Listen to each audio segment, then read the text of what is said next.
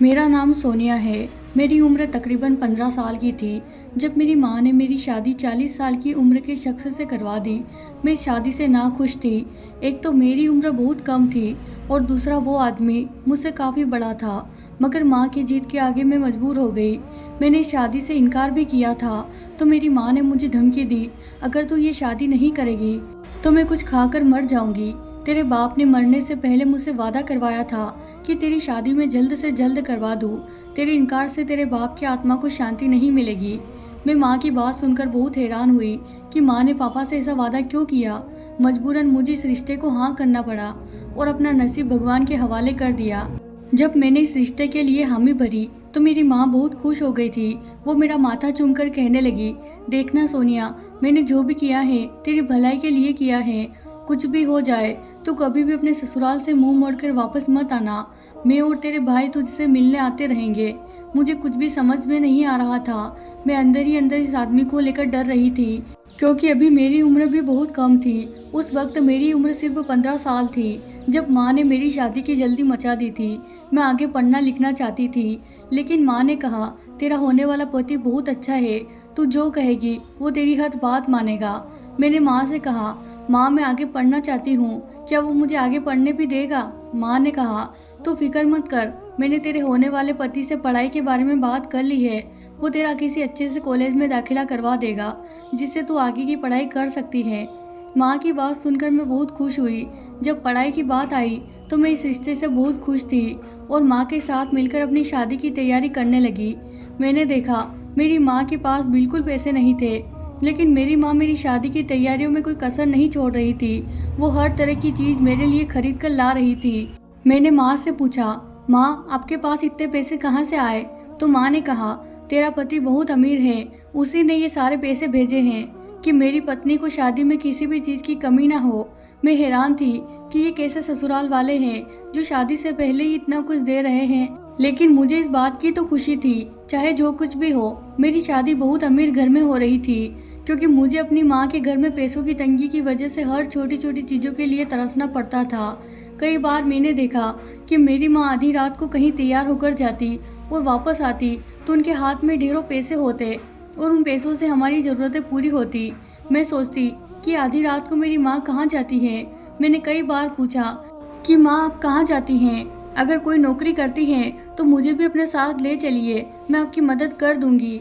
मेरी माँ ने कहा, जब तक मैं जिंदा हूँ तुम्हें कोई काम करने की ज़रूरत नहीं है। दुआ करो कि तुम्हारी शादी जल्दी से हो जाए क्योंकि तुम मेरी बहुत बड़ी जिम्मेदारी हो। मुझे अपने बेटे की ज़्यादा फिक्र नहीं है क्योंकि वो लड़का है, फिक्र है तो बस तुम्हारी क्योंकि तुम लड़की हो। और आजकल जैसे माहौल चल रहे हैं ऐसे माहौल में लड़कियों की जल्दी से जल्दी शादी हो जाए वही बेहतर है। हमारे घर में ज़ोरों शोरों से शादी की तैयारी चल रही थी और फिर वो दिन भी आ गया जिस दिन मेरी शादी थी। मेरी शादी उदय नाम के एक आदमी से करवा दी गई जिसकी उम्र लगभग 40 साल थी। मैं सुहाग की सेज पर बैठी हुई अपने पति का इंतजार कर रही थी लेकिन मन में घबराहट भी थी। जब मेरे पति उदय मेरे कमरे में आए तो वो मुझसे अजीब सी गुफ्तगू करने लगे। मैंने उनसे कहा, देखिए अभी मेरी उम्र बहुत कम है और दिमागी तौर पर मैं इस रिश्ते के लिए तैयार नहीं, मुझे आपसे थोड़ा वक्त चाहिए। मेरे पति उदय ने मेरा हाथ पकड़ते हुए कहा कि तुम फिक्र मत करो, जैसा तुम कहोगी वैसा ही होगा। मैंने तुम्हें उस जहन्नुम से छुटकारा दिलवाया है, उम्मीद करता हूँ कि तुम भी मुझे खुश रखोगी। मैंने उनसे कहा कि आप किस जहन्नुम की बात कर रहे हैं, ये आप क्या बोल रहे हैं? तो मेरे पति उदय ने कहा कि तुम्हारी माँ एक तवायब थी, वो जल्द ही तुम्हें भी कोटे पर ले जाती जहाँ पर तुम्हारी जिंदगी जहन्नुम बन जाती। मैंने जब अपनी माँ की सच्चाई जानी तो मेरे होश उड़ गए। मुझे यकीन ही नहीं हो रहा था कि मेरी माँ एक तवायब थी। मैंने उदय की बात झुठलाने की कोशिश की कि आपको कोई गलतफहमी हुई है। उदय ने कहा, सोनिया मैं नहीं चाहता कि इस बारे में मैं तुमसे कोई बात करूं। बस तुम्हें मेरी बात का यकीन करना पड़ेगा कि तुम्हारी माँ एक तवायब थी क्योंकि मैं तुम्हें सच्चाई से रूबरू करवाना चाहता हूँ। तुम्हारी माँ तुम्हें भी कोटे पर ले जाकर धंधा करवाना चाहती थी। उदय की बात सुनकर मैं बहुत ज़्यादा परेशान हो गई। मेरे हाथ ठंडे पड़ने लगे लेकिन उदय ने मुझे हौसला दिया और कहा, तुम फिक्र मत करो, अब तुम मेरे साथ हो और तुम मेरे साथ बिल्कुल सुरक्षित हो। मैंने भगवान का शुक्रिया अदा किया कि उन्होंने मेरे साथ अच्छा किया कि मुझे इतना जल्दी पति मिल गया। लेकिन अभी भी मेरा दिल नहीं मान रहा था कि मेरी माँ एक तवायब थी। कुछ देर बाद उदय ने मुझसे कहा कि सोनिया, मैं तुम्हें कुछ बताना चाहता हूँ। मुझे पता है कि तुम मुझे समझोगी। मैंने कहा, हाँ बताइए। मेरे पति उदय ने कहा कि सोनिया, मेरी पहली शादी से मेरा एक बेटा है जो भी 4 साल का है। मैं चाहता हूँ कि तुम उसे माँ का प्यार दो, क्योंकि मेरी पहली पत्नी यानी उसकी माँ अब इस दुनिया में नहीं है। यह बात सुनकर मैं सुन्न रह गई। उदय पहले से शादीशुदा थे और उनका एक बेटा भी है। यह बात सुनकर मेरी आंखों से आंसू गिरने लगे। उदय मेरे रोने की वजह जान चुके थे।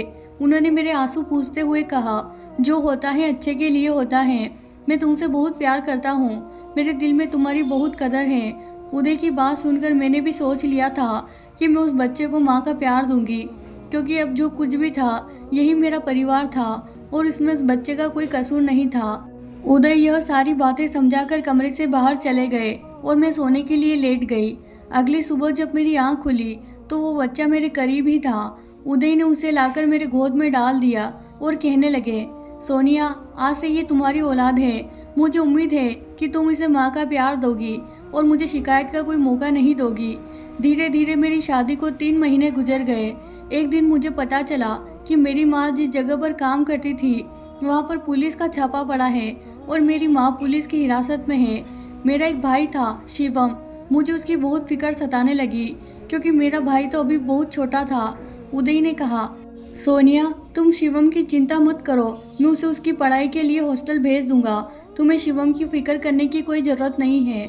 उदय की बातों से मुझे तसल्ली हुई, पर अब मुझे अपनी माँ की फिक्र होने लगी। लेकिन उदय ने कहा, इस मामले में मैं कुछ नहीं कर सकता, क्योंकि तुम्हारी माँ एक तवायब थी। मैंने उन्हें इस काम के लिए कई बार मना किया, पर उन्होंने मेरी एक ना सुनी। मैंने उदय से कहा कि मैं अपनी माँ से मिलना चाहती हूँ। उदय ने मेरी बात मान ली और अगले ही दिन वो मुझे मेरी माँ से मिलवाने लेकर गए। मैंने माँ से कहा, माँ, आपने यह गलत रास्ता क्यों चुना? हम भूखे ही सो जाते या किसी से मांग कर अपना पेट भर लेते, लेकिन आप ये गलत काम नहीं करती। माँ ने कहा, बेटा, मैं मजबूर थी। मेरे पास कोई दूसरा रास्ता नहीं था। लेकिन अब मुझे अपनी माँ की किसी भी बातों पर यकीन नहीं हो रहा था। माँ से मिलने के बाद मैं उदय यानी अपने ससुराल आ गई और उदय के बेटे यानी साहिल को पूरी तरह अपना लिया और उसे एक माँ का प्यार देने लगी।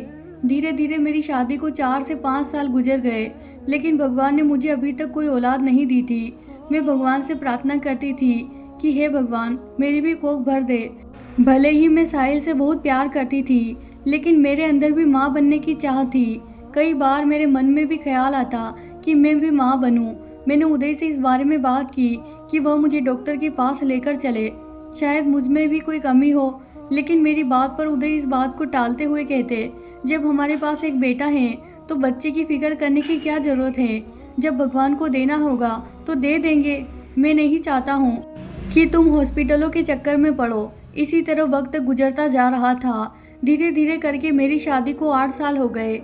साहिल अब 12 साल का हो गया था। साहिल की पूरी जिम्मेदारी मेरे सर पर थी। मैं एक माँ की तरह उसका ख्याल करती थी। इन्हीं दिनों उदय को काम के सिलसिले में किसी दूसरे शहर जाना पड़ा। मेरे बेटे साहिल को अकेले सोने से बहुत डर लगता था। उदय ने मुझसे कहा कि मैं नहीं रहूँगा तो तुम साहिल को अपने पास सुला लेना या तुम ही उसके कमरे में चली जाना।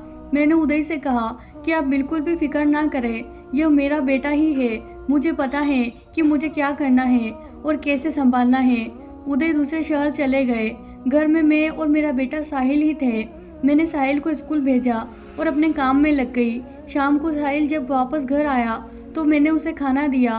कुछ देर बाद रात हो गई और रात का खाना खाने के बाद मैंने साहिल से कहा, बेटा जाकर अपने कमरे में सो जाओ। साहिल सोने के लिए चला गया और मैं टीवी हॉल में बैठकर टीवी देख रही थी कि मुझे महसूस हुआ कि दरवाजे पर किसी ने दस्तक दी है। मैंने जाकर देखा तो दरवाजे पर कोई नहीं था। मैंने टीवी बंद किया और अपने कमरे में सोने के लिए चली गई। साहिल अपने कमरे में सोया था।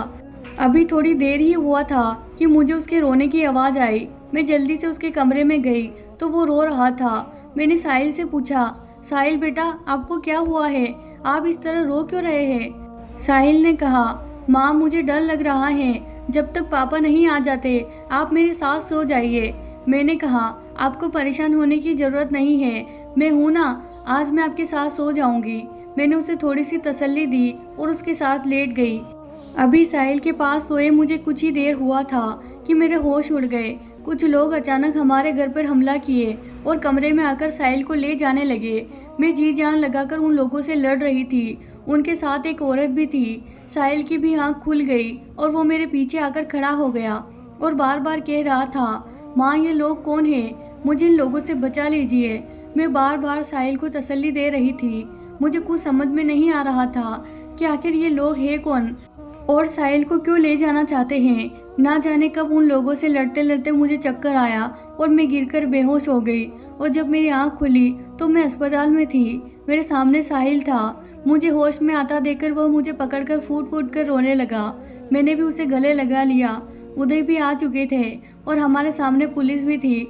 पुलिस ने मुझसे रात की घटना के बारे में सब कुछ जानना चाहा। मुझे जो कुछ भी याद था मैंने उन्हें बताया, पर जो हकीकत पुलिस ने मुझे बताई उसे सुनकर तो मेरे पैरों तले से जमीन खिसक गई। जिसे मैं बच्चा समझती थी उसने यह सब कर दिखाया। मेरे और साहिल के साथ क्या करते? भगवान ने मेरी कोख सुनी रखी, लेकिन साहिल जैसे बेटे को पाकर मेरी कोख भर गई। धीरे धीरे करके साहिल अब बड़ा हो गया है और मैं एक सॉफ्टवेयर कंपनी में इंजीनियर हूँ और मेरे और अपने पापा में उसकी जान बसती है। कुछ ही दिन बाद एक अच्छी सी लड़की देखकर मैंने उसकी शादी करवा दी। मेरी बहू भी बहुत अच्छी है। मैं उसे अपने बेटी मानती हूँ और वो भी मुझे अपनी माँ मानती है। कहते हैं कि प्यार से हर रिश्ते को अपनाया जा सकता है। जहाँ प्यार है वहीं रिश्ता अपना है, चाहे वो सगा हो या सौतेला। तो प्यारे दोस्तों, ये थी हमारी आज की कहानी। अगर आपको कहानियाँ पसंद आती हैं तो इन कहानियों को ज़रूर लाइक कीजिए और साथ ही कमेंट भी कीजिए। और अभी तक आपने हमारे चैनल को सब्सक्राइब नहीं किया है तो जल्दी से हमारे चैनल को सब्सक्राइब कर लीजिए और साथ ही बेल आइकन को प्रेस करें ताकि हमारी आने वाली वीडियो आप तक सबसे पहले पहुंचे। धन्यवाद कहानी सुनने के लिए।